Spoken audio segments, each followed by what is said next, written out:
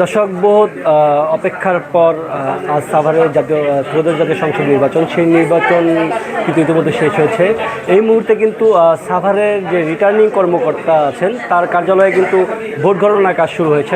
আমরা যদি আপনাদেরকে এই মুহূর্তে একটু দেখানোর চেষ্টা করি, যে এই মুহূর্তে আপনারা দেখতে পাচ্ছেন যে রিটার্নিং কর্মকর্তা যে কার্যালয়, সেই কার্যালয়ে কিন্তু সবাই কিন্তু ভোট গণনায় কিন্তু ব্যস্ত সময় পার করছেন। আপনারা দেখতে পাচ্ছেন এখানে রিটার্নিং কর্মকর্তা, এসিল্যান্ড বা এখানকার ঢাকা 19-এর যে প্রার্থীরা রয়েছেন, দিলশানা পারোই, ডাক্তার দেওয়ান মোহাম্মদ সালাউদ্দিন বাবু, তারা কিন্তু ইতিমধ্যে উপস্থিত রয়েছেন।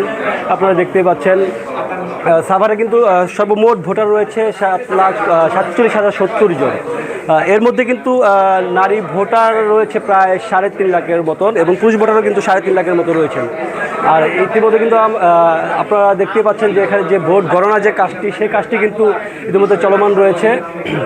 এখানে কিন্তু দর্শক যে ঢাকা 19-এর যে শাপলাকলি মার্কার রয়েছেন দিলশানা পারুল, তিনি কিন্তু 24,074টি ভোট কিন্তু পেয়েছেন, এবং ধানের প্রতীকের যে ডাক্তার দেওয়ান মোহাম্মদ সালাউদ্দিন বাবু রয়েছেন, তিনি কিন্তু 36,564টি ভোট পেয়ে কিন্তু এখন পর্যন্ত